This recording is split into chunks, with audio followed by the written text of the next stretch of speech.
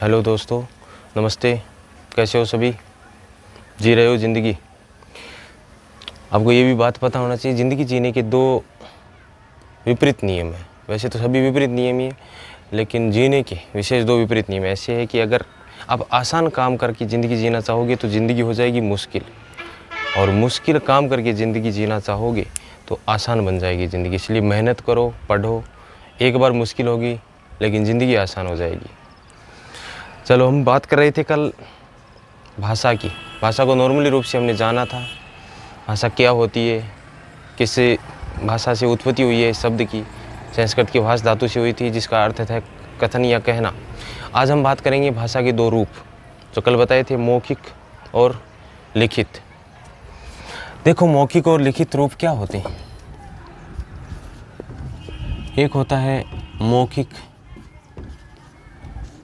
भाषा और दूसरा होता है लिखित भाषा। नाम से पता चल रहा है मौखिक भाषा और लिखित भाषा क्या है। मौखिक भाषा का मतलब है जिस किसी बातचीत को हम बोलते हैं, साधारणतया बातचीत करते हैं, उनको बोलकर कहते हैं। अपने मन के भावों को, विचारों को जो बोलकर कहते हैं वो मौखिक भाषा है।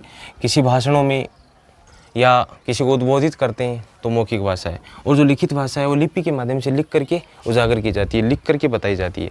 तो मौखिक भाषा को अगर लिखना चाहें पॉइंटों में तो लिखेंगे कि साधारण बातचीत, भाषणों तथा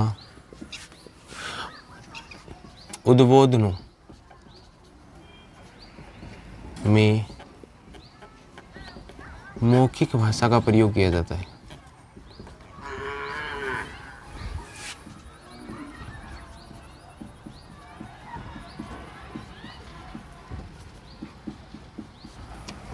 जैसे साधारण बातचीत करते हैं, घर में बाहर किसी के साथ बातचीत करेंगे तो मौखिक भाषा में बातचीत होगी। और किसी स्टेज पे भाषण देना हो आपको या किसी को उद्बोधित कर रहे हो तो आप मौखिक भाषा का ही उपयोग करेंगे। वो होती है मौखिक भाषा, मतलब अपने भाव, अपने विचारों को बोल करके कहना ही मौखिक भाषा है। जबकि लिखित भाषा है, लिखित भाषा को लिपि के माध्यम से लिखा जाता है। लिखित भाषा को लिपि के माध्यम से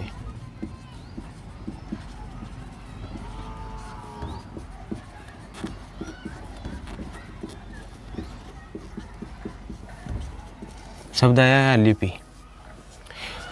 इस लिपि के बारे में बात करेंगे आगे विस्तार से, वीडियो में बताएंगे कि लिपि क्या है, इसका मतलब क्या है, ये वर्तनी को कैसे लिखवाती है, कैसे उच्चारण करवाती है, इसमें सभी नियम है। तो लिखित भाषा है वो इसी पे आधारित है, लिपि पे। अब इसके जो मुख्य बिंदु हैं वो देखो। मौखिक भाषा में और लिखित भाषा में अंतर क्या है। मौखिक भाषा जैसे बात की थी, साधारण बोलचाल में प्रयोग ली जाती है।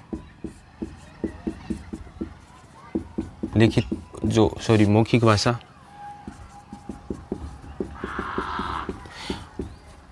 इसकी एक विशेषता और क्या है, मौखिक भाषा को सीखने के लिए हमें प्रयत्नपूर्वक कोई आवश्यकता नहीं है।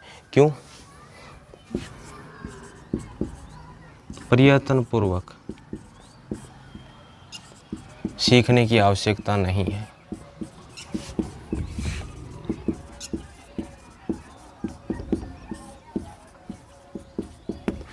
प्रयत्नपूर्वक सीखने की आवश्यकता ऐसे नहीं है कि जब किसी बच्चे का जन्म होता है वो घर में रहता है और घर में अपने माता पिता के द्वारा जो उच्चारित किए जाने वाले शब्द हैं उस शब्दों को पकड़ लेता है और साधारणतः वो जैसे नॉर्मली रूप से माँ, पापा ऐसे शब्द सीख जाता है। वो मौखिक भाषा के अंतर्गत आते हैं। इसलिए मौखिक भाषा को सीखने के लिए कोई प्रयत्न नहीं करना पड़ता है।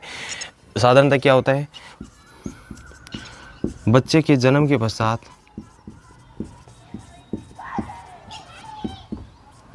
अपने परिवारजनों,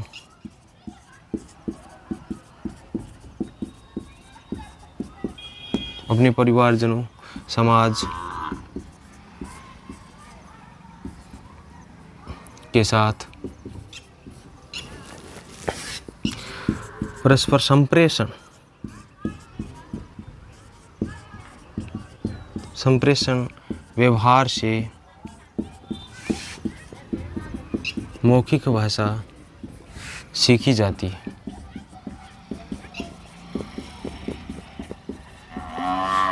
परिवार के साथ रहेगा, उनकी बातें सुनेगा, उनसे कुछ शब्दों को पकड़ेगा तो मौखिक भाषा में पकड़ होने लग जाएगी। समाज के साथ और संप्रेषण व्यवहार, एक दूसरे के सामने उसके द्वारा बोले गए शब्दों को वापस दोहराएगा, उनका जवाब देगा, उनकी बातों का जवाब देगा, तो मौखिक भाषा उससे धीरे धीरे सीख जाएगा।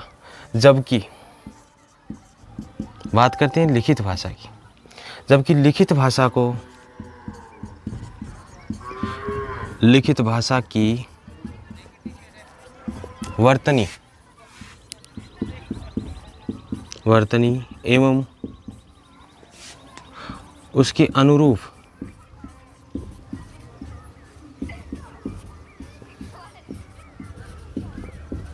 उच्चारण को हमें प्रयत्नपूर्वक सीखना पड़ता है।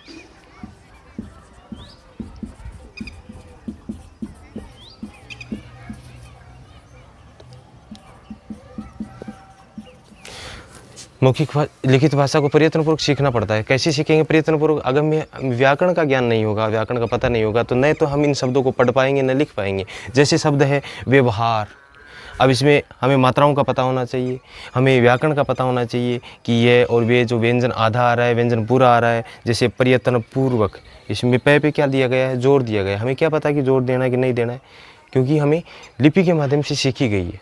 इसलिए हमें लिखित भाषा को सीखने के लिए प्रयत्नपूर्वक कोशिश करने की आवश्यकता है। प्रयत्नपूर्वक ही सीखी जाएगी। दूसरा जो परिवर्तन है, वो क्या है? मौखिक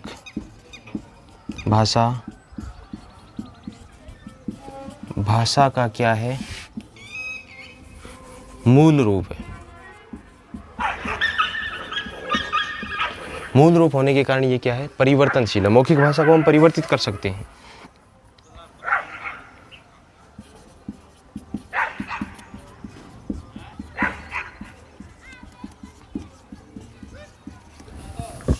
परिवर्तित का मतलब मौखिक के रूप में। अगर हमने आज जैसे कोई मिला हो, आपका दोस्त मिला हो, आपके दोस्त को कहोगे हाँ भाई कैसे हो, काम कर लिया, क्या काम चल रहा है, क्या पढ़ाई लिखाई चल रही है। अगर कल वही दोस्त आपको मिलता है और आप अपनी भाषा में परिवर्तन कर सकते हो, कहोगे हाँ भाई कहाँ जा रहे हो। अगर वो बोले कि कल तूने ये पूछा था, वो पूछा था, आप वहाँ मना भी कर सकते हो कि नहीं मैंने तो नहीं पूछा था। वहाँ पे आपने क्या कर दिया? परिवर्तन कर दिया। क्यों? क्योंकि ये जो मौखिक भाषा है वो भाषा का मूल रूप है, इसमें परिवर्तन किया जा सकता है। जबकि लिखित भाषा एक स्थायी रूप है, इसमें परिवर्तन नहीं किया जा सकता। जबकि लिखित भाषा स्थायी रूप होता है।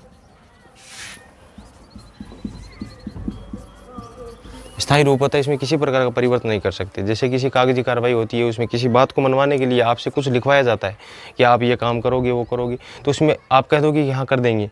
लेकिन विश्वास न होने की बजाय उसमें वहाँ पे क्या किया जाता है? आपसे लिखवाया जाता है।